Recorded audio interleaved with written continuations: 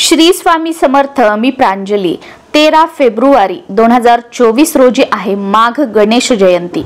या निमित्ताने गणेश जयंती आणि गणेश चतुर्थी यामध्ये नेमका फरक काय आहे? आपण गणेश चतुर्थी जी भाद्रपद महिन्यामध्ये येते तेव्हा आपण गणपतीचा जन्मदिवस म्हणून तेव्हा आपण 10 दिवस गणपती उत्सव साजरा करतो। मग आता जी 14 तारखेला गणेश जयंती आहे, मग या गणेश जयंतीला सुद्धा आपण गणपती बाप्पांचा वाढदिवस साजरा करणार आहोत। नेमका गणपती बाप्पांचा वाढदिवस म्हणजे जन्म हा 3 वेळा का साजरा करण्यात येतो, यातील फरक काय आहे याची संपूर्ण माहिती आपण या व्हिडिओमध्ये बघणार आहोत।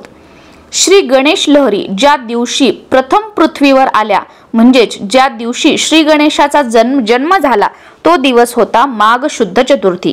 तेव्हापासून गणपतीचा आणि चतुर्थीचा संबंध जोडला जातो। माघ शुद्ध चतुर्थी ही श्री गणेश जयंती म्हणून साजरी केली जाते। या तिथीचे वैशिष्ट्य म्हणजे या तिथीला श्री गणेशाचे तत्व हे नेहमीच्या तुलनेत 1 सहस्त्रपटीने कार्यरत असते। गणपतीची स्पंदने आणि पृथ्वीच्या चतुर्थी तिथीची स्पंदने सारखी असल्याने ती एकमेकांना अनुकूल असतात। म्हणजेच त्या तिथीला गणपतीची स्पंदने जास्त प्रमाणामध्ये पृथ्वीवर येऊ शकतात। प्रत्येक मासातील चतुर्थीला गणेश तत्व हे नेहमीच्या तुलनेत पृथ्वीवर 1000 पटीने कार्यरत असते। या तिथीला केलेल्या श्री गणेशाच्या उपासनेने गणेश तत्वाचा जास्त लाभ होतो। आता 13 तारखेला जी माघ गणेश जयंती आहे तर या दिवशी आपल्याला श्री गणेशाचा नाम जप दिवसभर करायचा आहे। ओम गण गणपतये नमः या मंत्राचा जेवढा शक्य होईल तेवढा न मोजता दिवसभर आपण जप करू शकतो। या दिवशी श्री गणेशाची भावपूर्ण पूजा आणि आरती आपल्याला आवर्जून करायची आहे। त्याचबरोबर गणपतीला या दिवशी लाल फुलं आणि दुर्वा अर्पण करायचे आहेत। गणपतीच्या मूर्तीवर या दिवशी अभिषेक करायचा आहे। पाण्याने तर आपण देवांना स्नान घालतोच, पण या दिवशी आवर्जून गणपतीच्या मूर्तीवर पंचामृताने अभिषेक करायचा आहे। अभिषेक करताना जर तुम्ही गणपती अथर्व शीर्ष 11 वेळा म्हटलं तर खूप उत्तम, पण हे शक्य नसेल तर अगदी ओम गण गणपतये नमः म्हणत आपण अभिषेक केला तरीही चालेल। घरात श्री गणेशाची या दिवशी आवर्जून आरती सकाळ आणि संध्याकाळ दोन्ही वेळा केली तर अतिशय उत्तम, पण 1 वेळा तरी या दिवशी गणपतीची आरती आपल्या घरात व्हायलाच हवी। आणि त्याचबरोबर गणपतीला त्यांचा आवडता नैवेद्य मोदकाचा हा दाखवायचा आहे। त्याचबरोबर आपण गुळ खोबऱ्याचा सुद्धा नैवेद्य दाखवू शकतो। आणि ह्या दोन्ही नैवेद्याबरोबर ह्या दोन्हीपैकी तुम्ही कोणताही नैवेद्य दाखवा, त्याच्याबरोबर या दिवशी आवर्जून आपल्याला तिळाच्या लाडूचा नैवेद्य दाखवायचा आहे।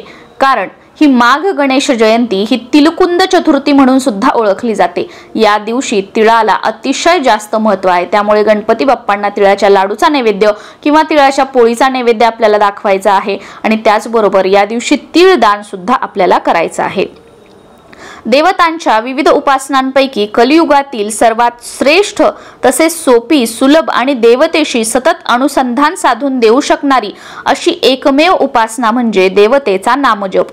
भक्तिभाव लवकर निर्माण होण्यासाठी आणि देवतेच्या तत्वाचा अधिकाधिक लाभ होण्यासाठी नामजपाचा उच्चार योग्य असणं अतिशय आवश्यक आहे। देवतेचा नामजप भावपूर्ण झाला तरच तो देवापर्यंत लवकर पोहोचतो। नामजप करताना त्याच्या अर्थाकडे लक्ष देऊन केला तर तो अधिक भावपूर्ण होण्यास मदत होते। त्याचबरोबर स्तोत्र, गणपती अथर्व शीर्ष असो किंवा गणपती स्तोत्र असो, स्तोत्र म्हणजे देवतेचे स्तवन म्हणजेच देवतेची स्तुती होय। स्तोत्र पठण केल्याने पठण करणाऱ्या व्यक्तीभोवती सूक्ष्म स्तरावरील संरक्षण कवच निर्माण होऊन तिचे अनिष्ट शक्तींपासून रक्षण होते। श्री गणेशाची 2 स्तोत्र सर्वपरिचित आहेत, त्यापैकी एक म्हणजे संकटनाशन स्तोत्र ज्याला आपण गणपती स्तोत्र म्हणतो आणि दुसरं म्हणजे गणपती अथर्व शीर्ष। ज्यावेळी ठराविक लयीत आणि सुरात एखादे स्तोत्र म्हटले जाते त्यावेळी त्या स्तोत्रातून एक विशिष्ट चैतन्यदायी शक्ती निर्माण होते। याकरता स्तोत्र एका विशिष्ट लयीत म्हणणे अतिशय आवश्यक आहे। गणपतीचा अवतार वेगळा असल्याने त्याच्या जन्मदिवसाप्रमाणे सेलिब्रेशन सुद्धा वेगळे असते। पण गणेश लहरी पहिल्यांदा पृथ्वीवर आल्या तो दिवस म्हणजे गणेश जन्म असा समज असणारे गणेश जयंती हाच गणपतीचा जन्मदिवस असं समजून उत्साहात गणेश जयंती साजरी करतात। लोकमान्य टिळक यांनी गणेशोत्सव सार्वजनिक रूपात आणला आणि तो अधिक भव्य दिव्य झाला। सुरुवातीला केवळ कोकणात साजरा केला जाणारा हा सण हळूहळू महाराष्ट्रभर घराघरात पसरला। त्यामुळे भाद्रपद गणेश चतुर्थी मोठ्या प्रमाणामध्ये साजरी केली जाते। गणपतीचा पहिला अवतार वैशाख पौर्णिमेचा आहे। हा दिवस पुष्टीपती विनायक जयंती म्हणून साजरा केला जातो। दुसरा अवतार भाद्रपद शुक्ल चतुर्थीचा पार्थिव गणेश जन्मदिवस आणि तिसरा अवतार माघ शुक्ल चतुर्थीचा म्हणजेच गणेश जयंती म्हणून साजरा केला जातो। याचमुळे आपण वर्षातून 3 वेळा गणपतीचा वाढदिवस साजरा करतो, गणपतीचा जन्मदिवस म्हणून साजरा करतो। पहिलं वैशाख गणपतीचा पहिला अवतार वैशाख पौर्णिमेचा आहे। हा दिवस पुष्टीपती विनायक जयंती म्हणून साजरी केला जातो, म्हणजे हा एक वेळा हा गणपतीचा जन्मदिवस। दुसरा म्हणजे कधी, जेव्हा भाद्रपद शुक्ल चतुर्थीचा पार्थिव गणेश जन्मदिवस म्हणून साजरा केला जातो। आणि तिसरा हा जो आहे आता ही माघ गणेश जयंती आहे, या दिवशी सुद्धा गणपतीचा जन्मदिवस साजरा केला जातो। श्री स्वामी समर्थ।